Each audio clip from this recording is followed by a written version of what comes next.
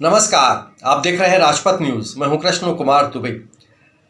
Rajpath news पर हम चर्चा करेंगे कि राणा सांगा का अपमान कहां दलित का अपमान बन गया।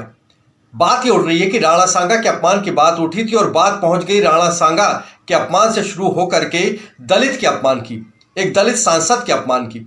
दरअसल दलित सांसद जो कि रामजीलाल सुमन, जिनको कि बार बार इस बात पे अब ठहराया जा रहा है कि राणा सांगा पर जो उन्होंने टिप्पणी करी थी उसका बदला लेने के लिए एक दलित को टारगेट किया जा रहा है, एक दलित पर आक्रमण हो रहा है, एक दलित के हत्या का जो है फरमान जारी कर दिया गया है।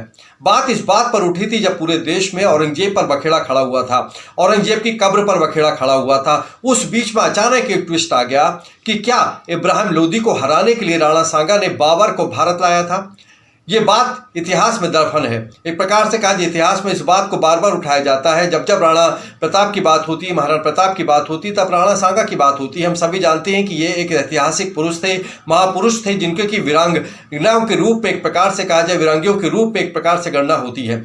उस बीच में रामजीलाल सुमन का संसद में बात तो उठी थी कि देश में जो है एक कानून व्यवस्था कैसे लागू की जाए, कैसे जो है नागपुर में जो दंगा हुआ था वो कहीं उसकी एक प्रकार से दोहरा न दिया जाए। पूरे देश में इसको लेकर के बहस हो रही थी, लॉ ऑर्डर पे बहस हो रही थी, लेकिन राजनीति की बात थी पूरी तरीके से। दलित के अपमान की बात, राणा सांगा के अपमान की बात वहां तक पहुंच गई। राणा सांगा पर जो बयान दिया रामजीलाल सुमन ने, उसके बाद करणी सेना ने जिस प्रकार से और रामजीलाल सुमन के निवास पर आप देखेंगे स्क्रीन में कैसे उन्होंने हमला किया, तोड़फोड़ करी, और एक प्रकार से कहा जाए करणी सेना के प्रमुख ने तो रामजीलाल सुमन जो है उनकी हत्या का भी फरमान जारी कर दिया कि जो उनकी हत्या कर देगा उसके मुंह मांगा इनाम दिया जाएगा। अब सवाल उठता है कि क्या ये खाली एक राणा सांगा के अपमान की बात हुई है? राणा सांगा के अपमान की बात उठ करके दलित की अपमान में कहां तक पहुंच गई? दलित के अपमान की बात हो रही है तो योगी और मोदी को भी टारगेट किया जा रहा है, क्योंकि जब भी कभी धर्मनिरपेक्ष की बात होती है तो कहीं ना कहीं से इशारा साफ तौर से कट्टरपंथियों से घूमता हुआ राजनीतिक गलियारों में जो सेकुलर और नॉन सेकुलर की जो बात करते हैं उन तक पहुंच जाता है। तो एक बार फिर ये पूरा मामला जो धर्मनिरपेक्षता की तरफ पहुंच चुका है।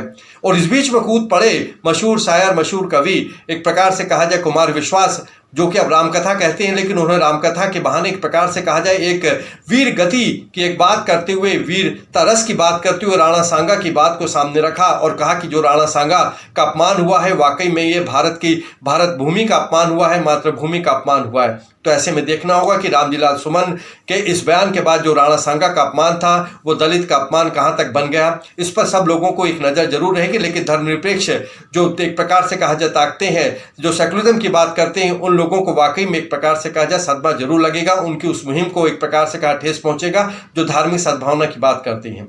राजपथ न्यूज़ में फिलहाल इतना ही। राजपथ न्यूज़ की जो खबरें आपको अच्छी लगती हैं उन्हें ज़्यादा से ज़्यादा शेयर करिए, मुझे इजाज़त दीजिए, लेकिन आप राजपथ न्यूज़ जरूर देखते रहिए। नमस्कार।